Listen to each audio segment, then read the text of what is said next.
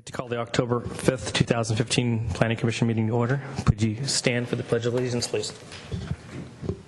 Pledge of allegiance to the flag of the United States of America and to the republic for which it stands, one nation, under God, indivisible, with liberty and justice for all. Can I please have a roll call?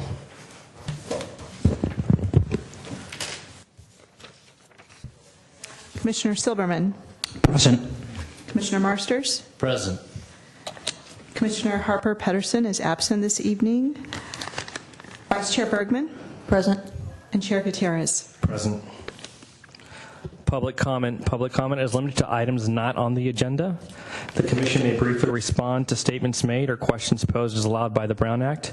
However, the Commission's general policy is to refer items to staff for attention or have a matter placed on a future Commission agenda for a more comprehensive action or report. Is there anyone to speak on any item that's not on the agenda? Is there anyone here to speak on any items that are not on the agenda? Okay. With that, moving to the public hearing. Oh, I'm sorry, approval of minutes. Everybody get a chance to take a look at the minutes?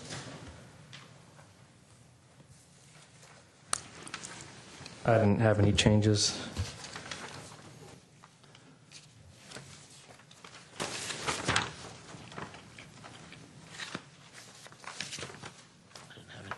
No changes. Anyone? I move approval of the October 5th, 2015 Planning Commission minutes. Can I have a second? Second. All in favor? Aye. I'll abstain. I was not here last time. Public hearing. Procedures for public hearing. Staff will present a report on the history, physical features, etc. on the application, followed with the staff's recommendations. The applicant will make a presentation. Thereafter, interested members of the community may speak on the proposal. When all interested parties have had an opportunity to be heard, the hearing will be closed and no further discussion from the floor can be held. The Commission will then consider the evidence and make its recommendation. If you challenge a public hearing item in court, you may be limited to raising only those issues you or someone else raised at the public hearing described in this notice, the public notice, or in written correspondence delivered to the city at or prior to the public hearing. Speakers should fill out a speaker form found by the door and hand it to the recording secretary prior to addressing the Commission. The speaker should come up to the microphone to speak. Since the meeting is being recorded, this will assist staff in preparing the minutes. And I believe item A is going to be continued, correct? To a date certain? Yes, Chair Gutierrez, that is correct. The application for 545 Walnut with the applicant's request, they're requesting it be continued to a date certain, which would be November 2nd, which is the next Planning Commission meeting following this one. Should that be the pleasure of the Commission?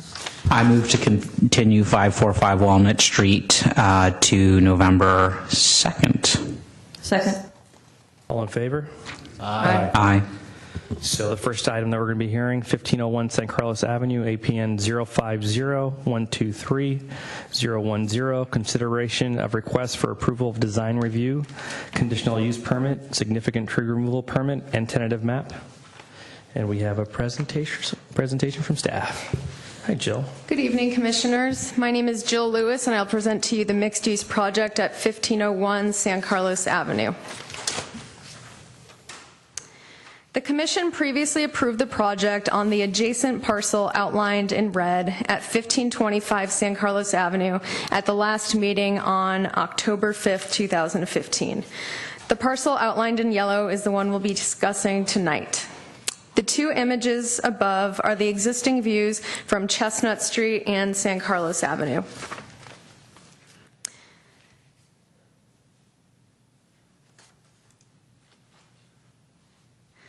The subject 7,150 square foot site is zoned MUSC, which stands for Mixed Use San Carlos Avenue, allowing up to 59 dwelling units per acre, and has a corresponding general plan land use designation of mixed use medium high density.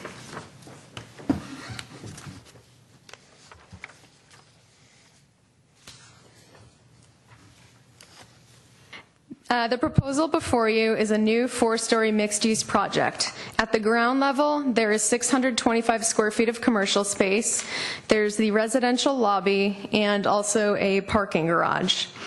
It has 6 condos on floors 2 through 4 and also provides landscaping and associated site improvements.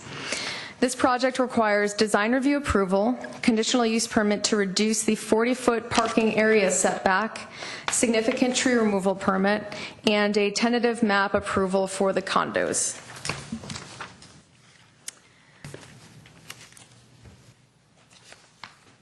The front of the structure has the commercial space wrapping around to the side, its entry door at a 45-degree angle. There's architectural detailing, but still maintains the clean look and simple feel of the style of architecture.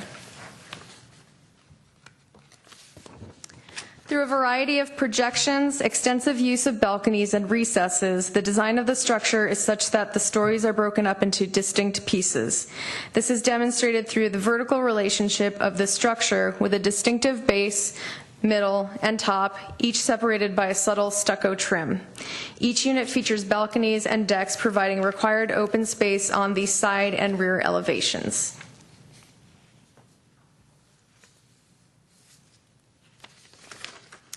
The rear elevation, often the neglected elevation, provides a great deal of visual interest.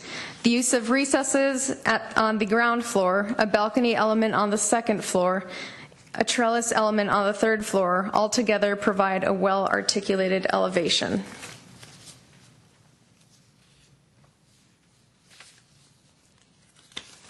This is the interior side elevation, which is adjacent to 1525 San Carlos Avenue.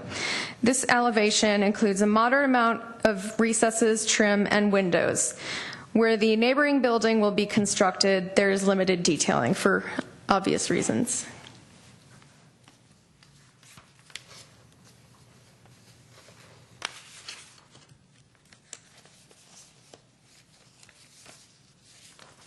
The design of the structure is Santa Barbara-style architecture, which features simple, clean lines. The building exterior uses stucco painted snowbound, iron railings, trellises done in rookwood dark brown, and the storefront mullions in dark bronze. There are decorative accents, trim, and awnings throughout.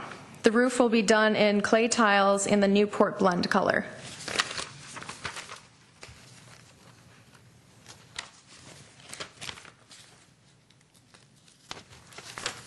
Since the area counted toward meeting the 15% landscape requirement contains more than 10% paving, the applicant had to propose an alternative landscape plan.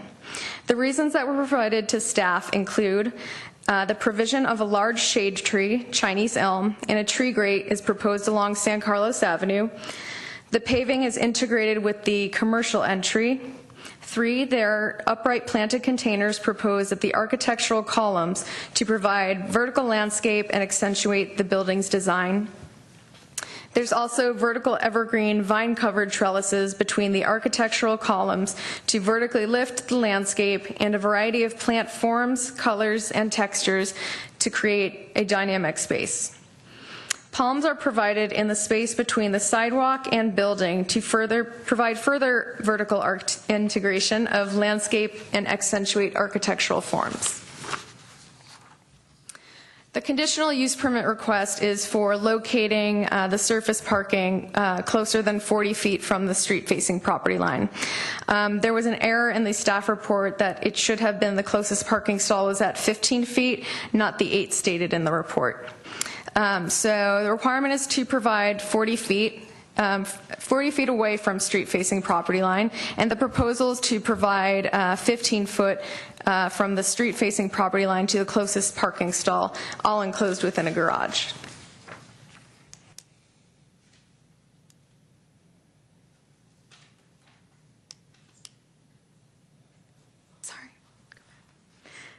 Planning staff has determined that the trees proposed for removal substantially detract from the value of the property, and the required action is necessary to allow reasonable economic or other enjoyment of the property.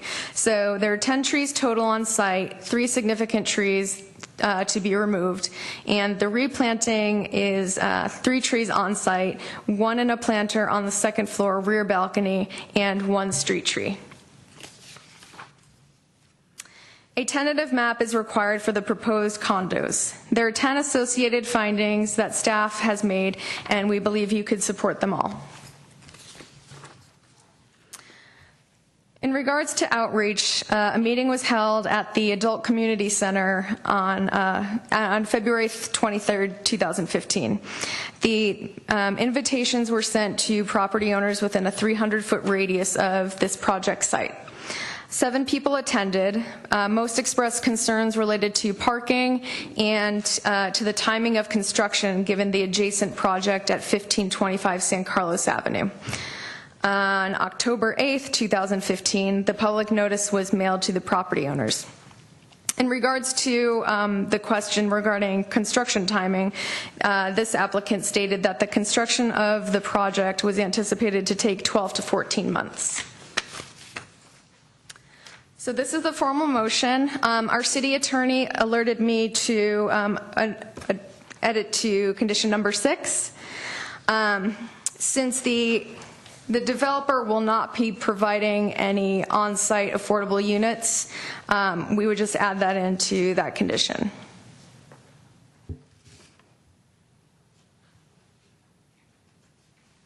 I'm sorry, I don't understand. 6 says they're going to pay an affordable housing impact fee.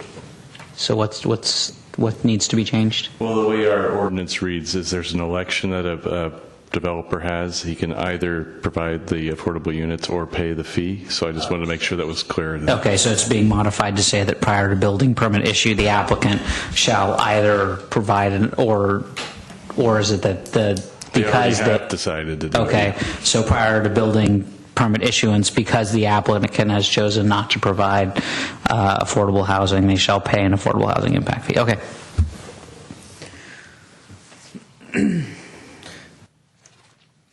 Is there any other questions for staff right now?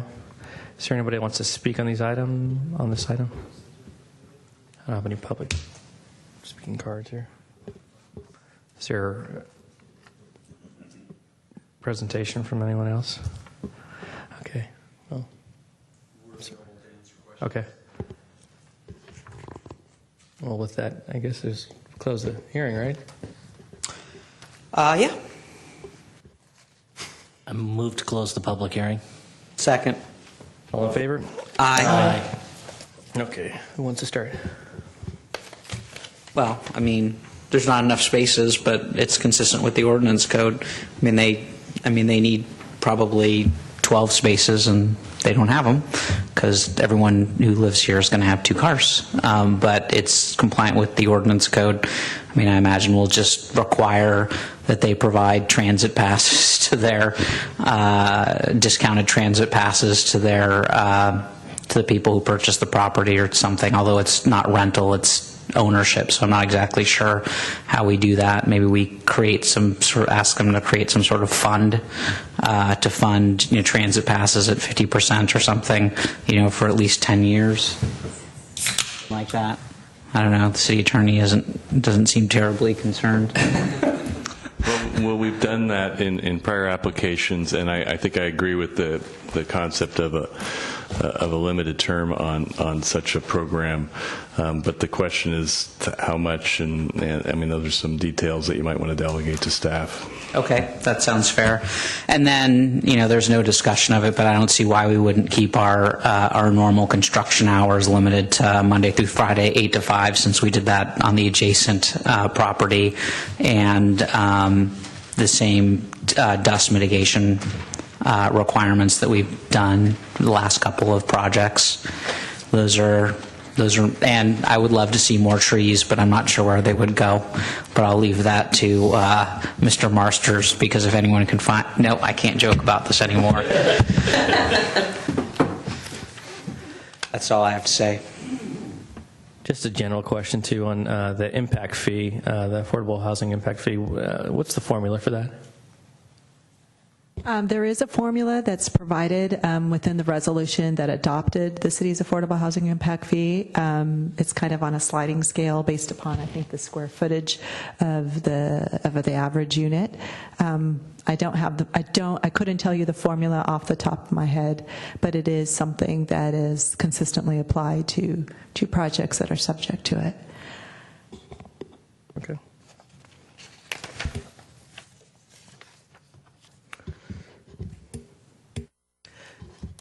Do you want to start with landscaping?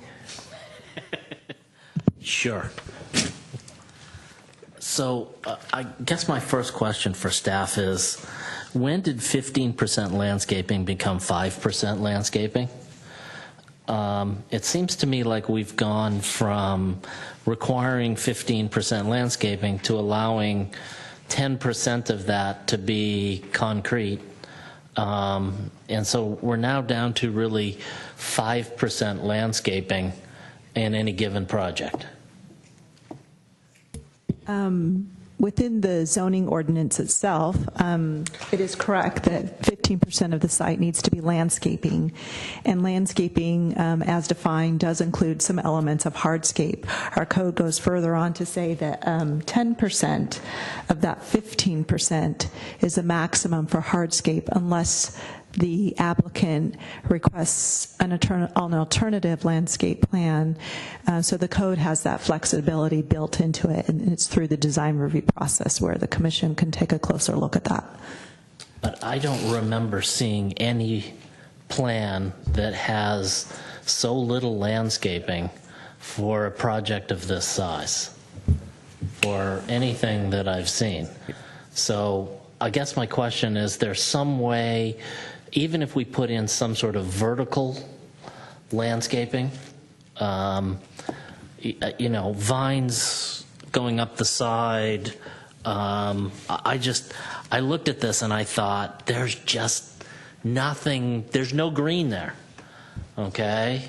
There's a tree, there's 3 palm trees, and then there's a tree off to the right-hand side on San Carlos Avenue, and then a few bushes. And to me, it just seems like there's very little landscape, and I'm not even sure I could come up with a 5% that's there. And I'm just... maybe the landscape architect could come up and tell me where else they can put green.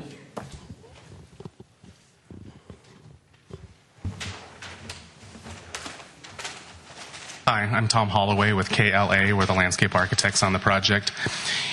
If you wouldn't mind, can we flip back to the architectural color elevation?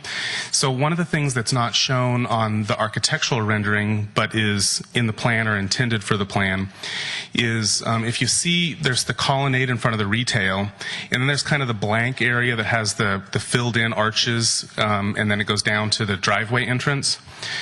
We've got trellis elements that go and fill those blank portions or those non-windowed portions of the wall. So we do have vertical landscape that happens in there between those 2 palm trees exactly. And then what's also not really articulated very well, because they're trying to show the architecture on here, is in front of the columns, the 2, where you can see the containers, but you can't see the plants in them. So we have vertical landscape that happens in those that lines up with the columns also. So that's some more landscape, as well as it's a little fuller and denser than what we're seeing on this elevation. Do you mind if we flip back to the landscape plan? Another thing that we could potentially do to increase the amount of landscape is at the corner of San Carlos and Chestnut. There's the Parkway Strip, and it's got utilities in it right now. So because it's a relatively busy street and with the pedestrian crossings and everything that happen in there, what we were looking at doing is taking that Parkway Strip and putting pavers in it, and then having some containers, again, to be able to lift the landscape. But still, it winds up only being a couple containers. What we might want to do is look at not putting those pavers in that space, but having more landscape in there, so that between the street and the building, we've got a little more landscape that happens. Can you show that on the screen? Is there any way that you can kind of pinpoint what he's referring to? Okay. Yeah. The inside. This kind of darker gray space that's right here, and then down here is what is exactly. Thank you. Can we make those more like the areas on the corner of Laurel and San Carlos where there are actually they're raised up and there's trees planted in there, or I'd feel a little bit better with something something more than pavers. Yeah. Is what I keep seeing, and I'm just not happy with the amount of landscaping, and I'd love to see some more trees. I'm not saying anything. But I mean, even if they're the Japanese maple trees that seem to be popular, I just that whole area is great. The other thing you mentioned that there's sort of I see two little containers on either side of the retail that you said is going to be vertical going up. Yes. Is there any chance that you could put additional containers in there rather than just the two that are sitting there at the far ends of it? Because you really have an entrance at the corner there. No, I think but we could. there's opportunities to put at least maybe 2 or 3 more containers in there, so you've got vertical along there. I don't think we would have an issue at all putting containers in front of all of the columns, with the exception of, I think, the one on the corner. Right. No, Yeah. you want to be able to have easy access into the building. I don't have an issue with that. The other thing that I think that we could be completely open to is switching the palms out and putting in some more vertical trees. I mean, we have a very limited amount of space, so we can't put large spreading shade trees in that location, but we can get vertical columnar shaped trees that are going to cast a little more shadow across the sidewalk, and we just don't want it to interfere with the building, obviously. I think I would be more comfortable with something like that than sort of a trunk with just a few leaves at the top. What you have to be careful there, and we saw that at the project that's next door, is fire escapes.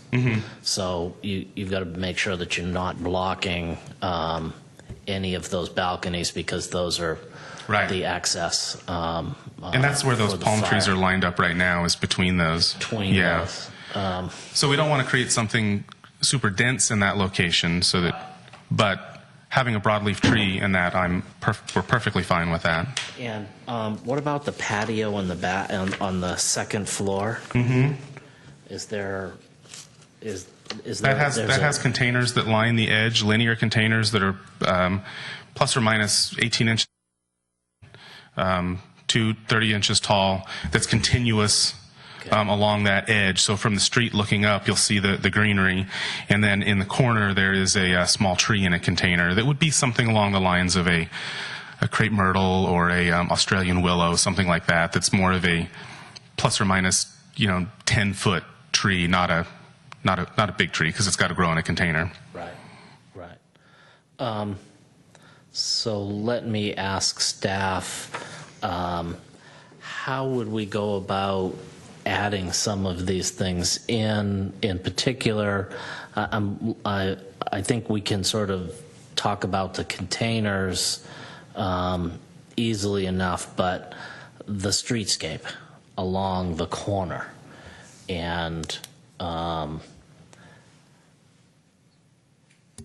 think what I heard, Commissioner Marsters, is that there may be a discussion from the commission to require plant material in the locations around the utility boxes, and we can certainly coordinate with Public Works staff to see what options there may be to introduce landscaping in those areas, and maybe even possibly address some of those utility boxes so that it frees up some additional space. Even especially if it's sort of raised, kind of like the corner of Laurel and San Carlos Avenue. If you go to 1201 San Carlos Avenue in Google Map, you'll understand what he's saying. Yeah, I'm familiar with it, right at the entrance of Laurel Street. Yeah, I mean, this is a corner that is walked by a lot of people, and it's right across the street from the adult community center. And so I think doing a better job landscaping that corner would actually improve that whole area. If you don't mind, do you mind if I? Sure. Okay. My only concern is to condition raised planters in that location. There's a lot of utilities in there. I would leave that up to staff, Okay. but I would suggest that we try and do that, okay? Staff will make the decision about Okay. whether it can be done or not, but there may also be opportunities in there, and I would like to see trees, if possible.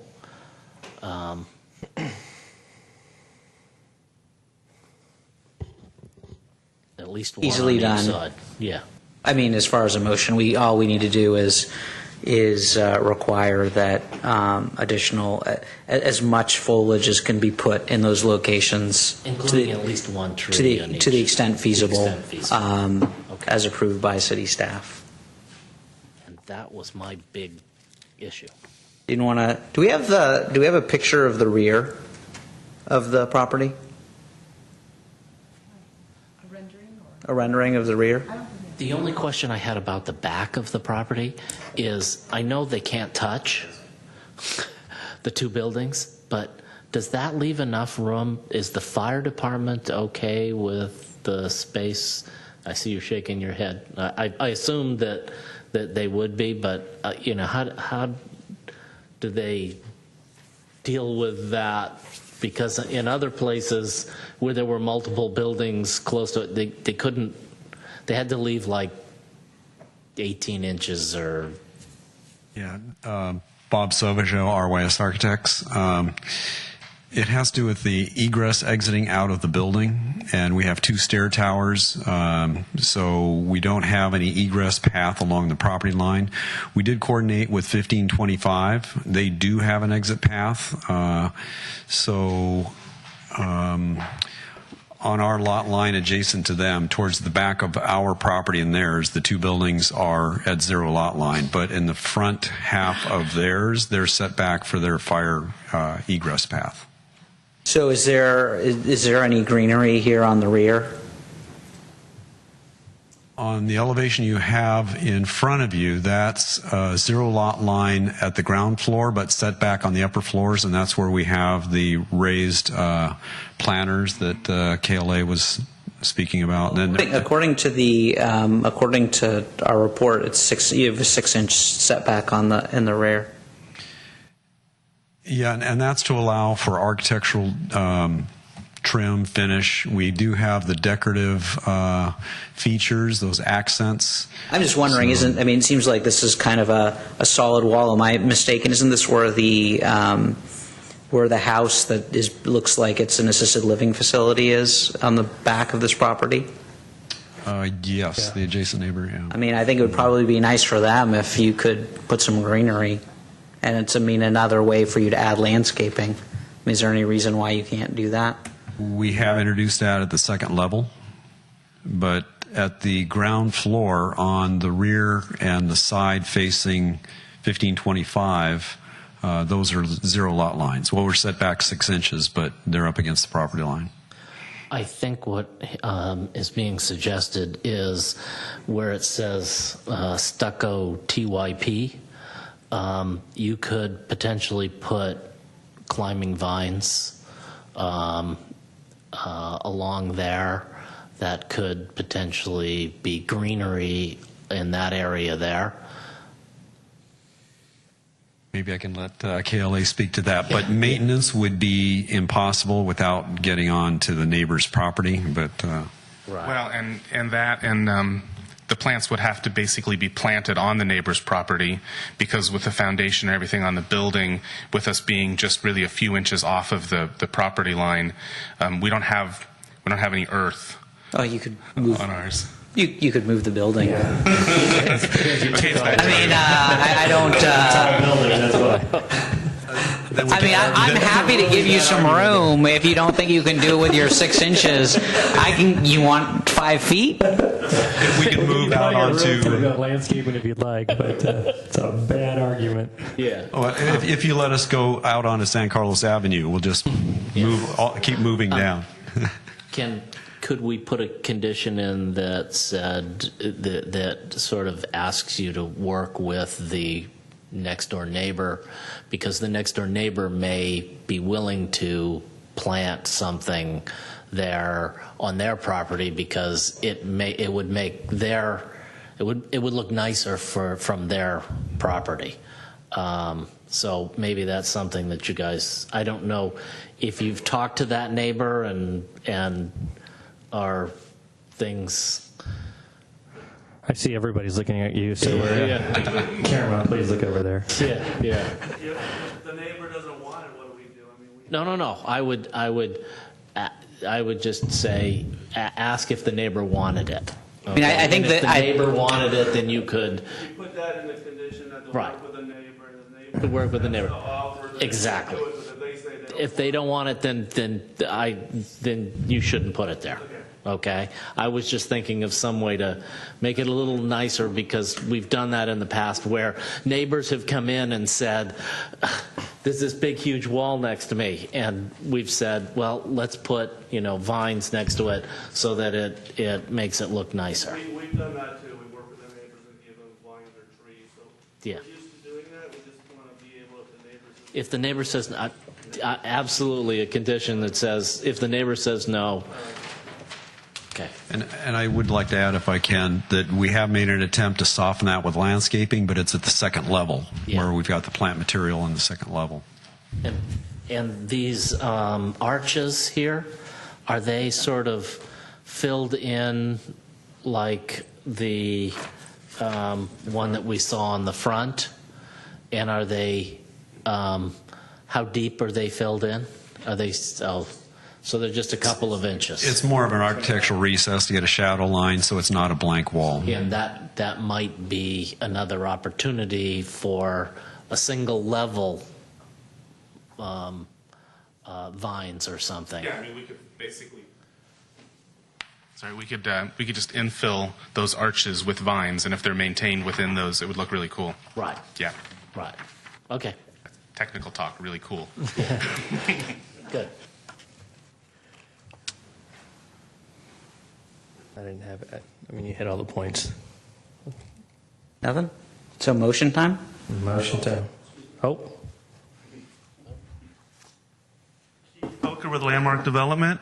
You said the working hours, you want to go Monday through Friday, 8 to 5? Yep. I like to just offer, I understand during the concrete and the framing and getting the exterior all wrapped up, I understand where you're coming from, but when we're working later on in the build, we're trying to finish inside the building, I like to have some leeway to finish the inside of the building and have the workers park inside the garage. So staff asked how long it would take. Well, if we can't work on Saturdays, it's going to take longer. So you're asking to be able to work doing internal finishing on Saturdays Yes, sir. from 8 to 5? No, 8 to 1. Okay. Okay?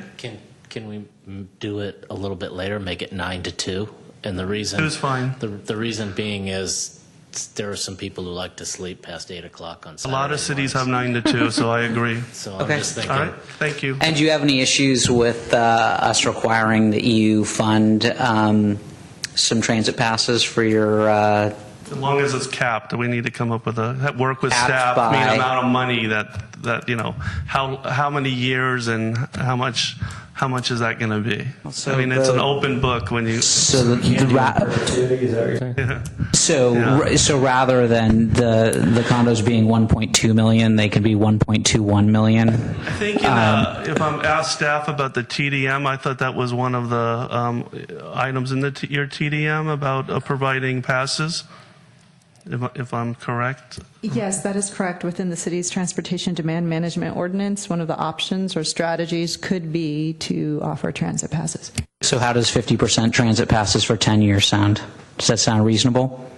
Up here, it sounds reasonable, but right. without doing the math, I don't know. But I agree with the work with staff to see if we can do that. Okay, Thank you. thanks. Motion time.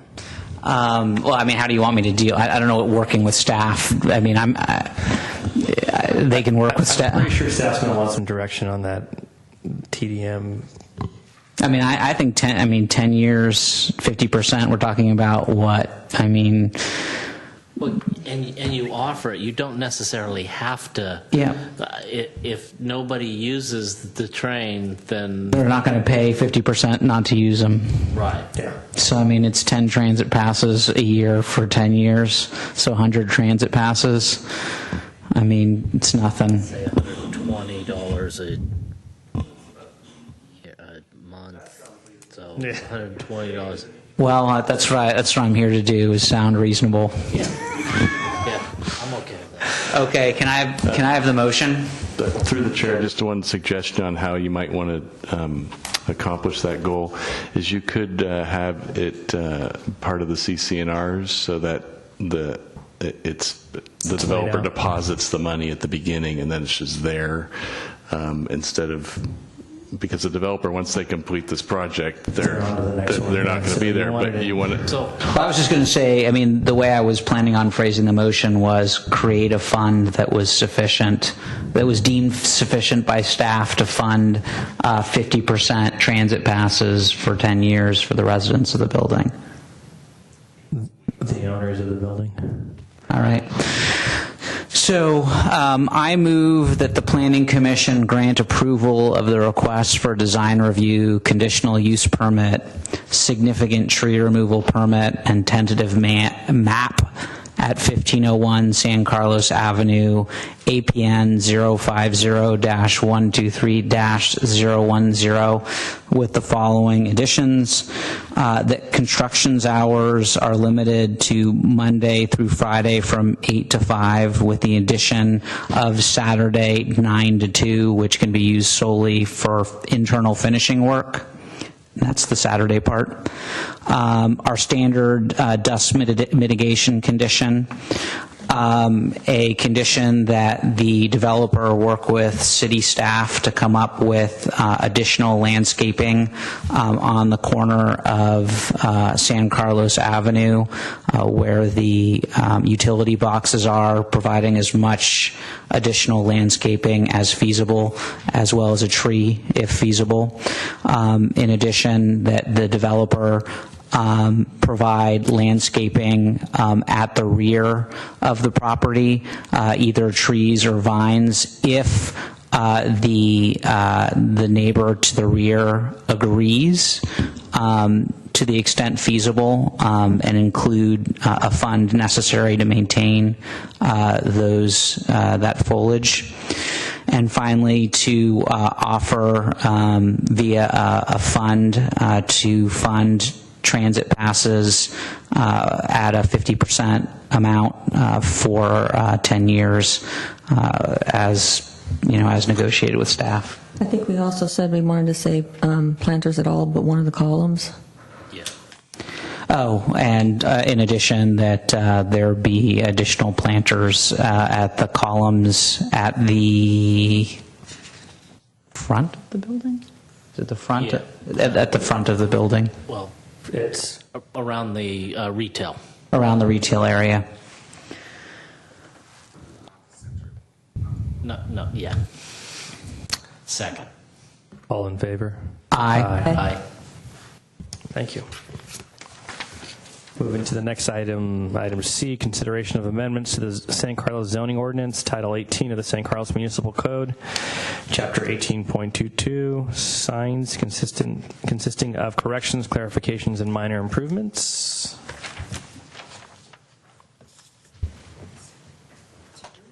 It's fine. I can get it where it goes.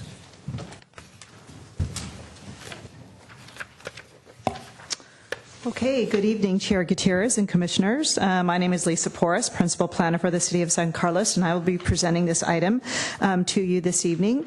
The item before you is a proposed amendment to the city's sign regulations, which are located in Chapter 18.22 of the City Zoning Ordinance. As for all amendments to the City Zoning Ordinance, the Planning Commission is required to conduct a public hearing and make a recommendation on the amendments to the City Council. A draft resolution is provided in your packet as attachment number 1 to the staff report. As discussed in the staff report, other updates or amendments to the zoning ordinance were discussed last year in 2014 and were adopted earlier this year. However, no adjustments were made to the sign regulations. Consistent with general plan policies to amend the sign ordinance as needed, staff is proposing modifications to correct outdated terms, replace outdated zoning classifications, provide some clarity, make some improvements concerning sign programs, directional and construction signage, digital signage for gasoline prices, and to address the issue of damaged or vandalized signs. A summary of the proposed modifications in table format is included in your staff report, but I'd just like to take a moment to go over a general overview of what's changing. First of all, we want to remove outdated terms in the sign ordinance that refers to review by the city's Architectural Review Committee, the ARC. This committee no longer exists, and signs are either permitted administratively by staff or are referred to the Planning Commission for review. We also wanted to provide some clarification with respect to sign programs in the ordinance that refers to multi-tenant projects being the only type of projects where a sign program may be initiated. However, on larger projects, we may want to see sign programs as well, so we added that in there. We wanted to clarify that altered signs, sometimes when the sign face is changed, that can also trigger review by the city. We also wanted to provide some better clarity on the review authority to approve sign permits, and we modified that to be similar to how it's outlined and regulated as part of design review. In terms of improvements to the regulations, we wanted to add some flexibility to allow slightly larger directional signage for large sites. This particularly came up for a new project in the city, which the commission may be familiar with it, which is Lingso. As you imagine, with their operations, they need a type of directional signage that's larger than what our code currently permits, so it provides some increase in that, but for sites that meet a certain size threshold. So you'll see that in the code. We wanted to grant the ability to have more than one construction sign. As you might imagine, for large projects like Transit Village or Wheeler, where there's only a provision for one construction sign, we felt we wanted to allow more construction signs at the discretion of the director. We wanted to provide some improvement in our code with respect to digital signs, but that they be only allowed for gasoline prices. In our code, it really requires some level of interpretation. It's not very clear on the matter, so we've had several inquiries about having digital signage for the ease of changing just the gasoline prices only. So you'll see that in the code. And then the other improvement is we wanted to add some new regulations so that we have some ability to address signs that are either vandalized or damaged and require that they be restored or replaced and not left in a state, of disrepair. So there's some new language in the code on that. Couple more items before I wrap up is we want to replace outdated zoning classifications. So in the sign regulations, there were references to pre-2011 zoning classifications, so those have been replaced with the newer version. And then in one section of the ordinance, it wasn't very clear on where you actually find the regulations that limit the number of signs and the sizes of signs. So we made that very clear where to find that. In order to amend the zoning ordinance, the commission would have to make two findings. One is that the amendments are consistent with the general plan, and that the ordinance is consistent with the purpose of zoning, which is to promote the growth of the city in an orderly manner and to promote and protect the public health, safety, peace, comfort, and general welfare. And the basis of these findings are provided in the attached draft resolution. This is the recommendation the commission would make should you choose to make it. This concludes the presentation, and if I'm available if there are any questions. Thank you. Is there any current questions for staff? Okay. Why don't we let Okay, we have a speaker card. Nancy Oliver.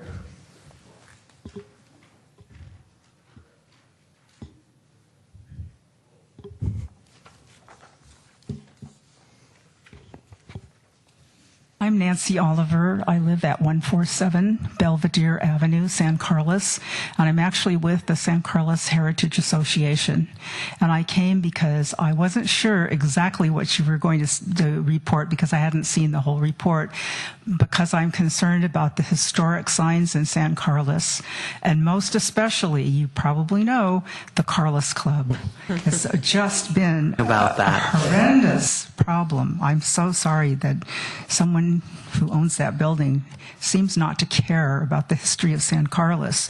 So actually, from what I'm reading or seeing in your presentation, I'm very happy that historic signs will require review. It's just so important to keep remembering our history. And things get changed all the time, and things get torn down, and things get moved.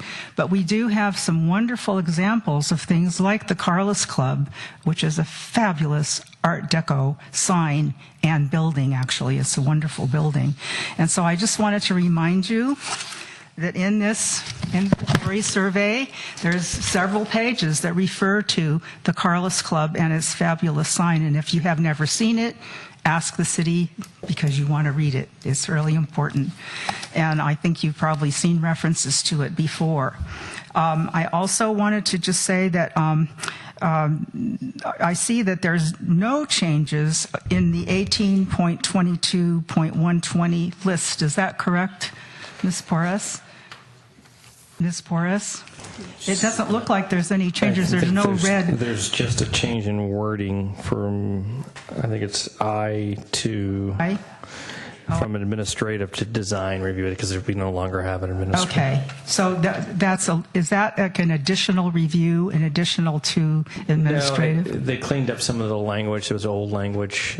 Some of the process no longer exists, so it's more current language basically, but nothing in addition. No, and I was very happy to see that, and I thought I think you're probably aware that some while ago, when the sign ordinance was changed, there were several properties here that had larger or more interesting signs grandfathered in to be able to stay.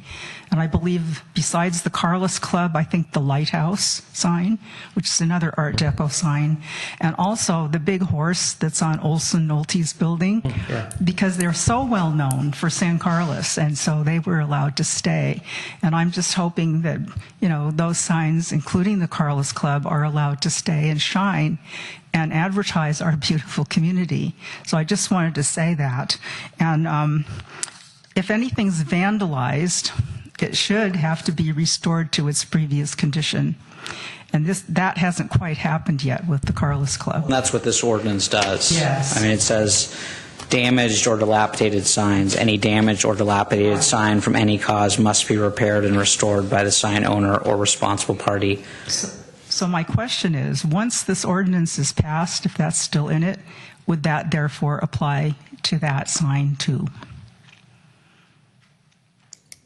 Well, it would apply to that sign and any other sign, whether historic or not, in the city that includes, that becomes dilapidated, faded, or letters fall off, or anything of that. That's what it's intended to address. So it would include the historic signs in the city as well as other signs.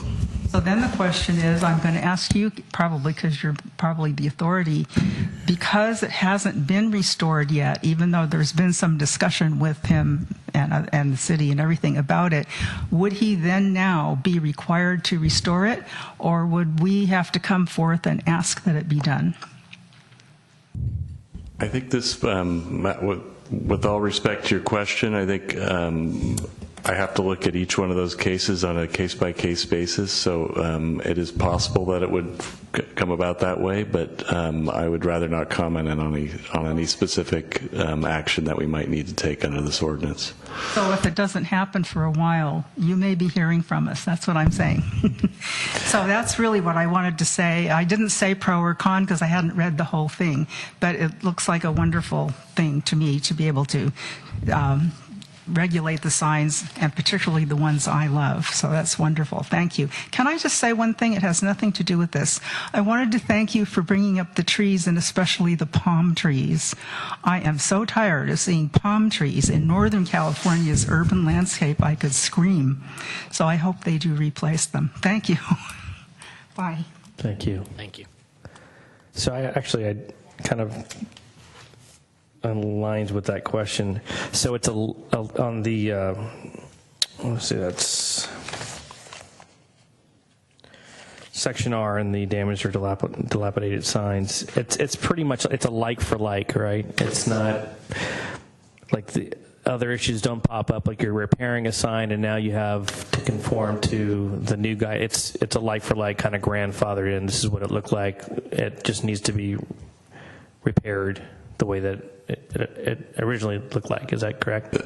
That's one possible result of the sign review that would be required by that section, but it could be that a sign might be outdated for the business and they want to replace the sign, but cure the dilapidated sign by putting a new sign in. I mean, that's a possibility too. But if Requires a sign permit, so basically... I will say, just because I just caught on to that, the historic signs section that talks about historic signs is untouched by this. Yeah. So if a sign has been designated a historic sign, it's going to be treated like a historic sign. Okay. So up above where on P where it says vandalized signs, there's a choice of, repair, restore, or remove. That does not apply to the historic signs, because the historic signs, it says repair, maintenance. Historic signs shall be maintained and in good repair. Is that correct? That's right. The historic signs, there's a whole section on historic signs that's not being changed tonight. Thank you. And there was just one last question. Give me an example that G, types of review, under C, types of review, letter G, the director may refer design review directly to the planning commission when in his or her opinion, the public interest would be better served for having the planning commission conduct a design review. I think this has happened before, but can you give me an example of where that might come about? Certainly, there could be signage located on a particular building that may be located within one of the cities. I think there are 3 or 4 gateway areas where maybe a higher level of design review may be warranted based upon geography. It could be maybe even a proposal to add a minor sign on a historic building where we would want to, elevate that to the commission. And in some cases, there could be certain monument signs that are larger, 5 feet, 6 feet tall in certain locations, and because of visibility factors, we would want that to come to the commission. So there's a variety of different reasons, but there wasn't a provision to add that level. It's similar to the way the design review section code reads, where we have that flexibility. And, there's been cases where we've used that, because we do feel that the interest of the public is better served when it's elevated based upon unique characteristics or the geography. Okay. Any other questions? I have one about signs on umbrellas. On umbrellas or awnings? Umbrellas. So under the zoning code, section 18.23.140, then it goes D, 3, I, And it says, umbrellas and awnings shall be a solid color canvas. Sunscreen shall be a durable fabric and retractable. No generic advertising or signage is permitted. Yet I know we have multiple places in the downtown where the umbrellas have signage on them. And so I'm curious why that's not included in sort of the signing ordinance. This is a different chapter. I think you just referenced the outdoor dining section, right? So typically, if the signage is located on an awning that is connected to the building, we treat that as signage. If it's signage related to, the business, the logo, the name, it counts towards their maximum area for signage. So your question has to do with the standalone umbrellas, and I'll have to look at that section. Let alone that the umbrellas are there 24 hours a day and are stored in the public right-of-way, which is illegal, and none of the umbrellas are 7 feet tall, and you need to keep a minimum 7-foot clearance. There's also signage on those umbrellas. Do you have a specific example of this guy? No, joke. Starbucks. Yeah, so certainly if the issue of umbrella is outside of the permitted clearance area, if it's not meeting the height, or it's It's not a single umbrella in the downtown that's 7 feet. Yeah, that's a matter of basically code enforcement, and I know that's something that we continue to work on, and we go out and we notify the merchants, the restaurateurs about the city's regulations, regularly. I know it continues to be an issue. But as far as with respect to signage, I have to take a look at the section of the code. I don't believe it regulates signs on the umbrellas. But from a signage perspective, that would be something that we would want to take a look at because it contributes to the signage for the property. Sorry. So. Yeah, I was just going to say that, without getting into details of any particular property, it's possible that if there's a sign on an umbrella, that it would be considered a temporary sign. It could be considered a permanent sign if it's always out there, and it should count against the total signage allowed at the property. Okay. That's it for me. That's it for me. Shannon, anything? I move that the Planning Commission adopt a resolution recommending the City Council adopt an ordinance to amend Title 18 zoning of the San Carlos Municipal Code, Section 18.22, signs based on the findings incorporated in the resolution for the reasons stated in the staff report. Second. All in favor? Aye. Are you doing commercials now? Yeah. All right, moving along. Reports, correspondence, and general information. Report on recent city council actions. I have no news for the commission this evening. Thank you. So, planning commission comments or reports? Nothing. No one? Okay. Correspondence? Nothing. Planning staff comments, reports, and updates of current projects. On November 2nd, we will be returning to the commission with the 545 Walnut project. And we will be returning to the commission, not returning to the commission, but we will be bringing forward a sign program for the Osh site located on Industrial. That is another project that will be coming forward for your review.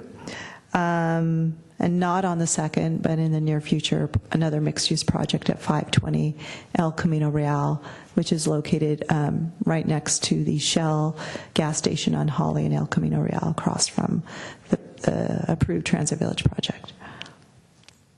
Oh, wait, did you say, which Shell station, the one by Holly? Holly and El Camino Real. There's a vacant property just to the south of that site.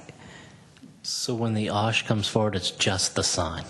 The sign program, correct? Sign yeah. program. Mm-hmm. We won't see the rest of it.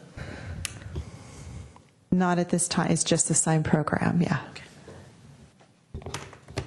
That's it. Meeting adjourned.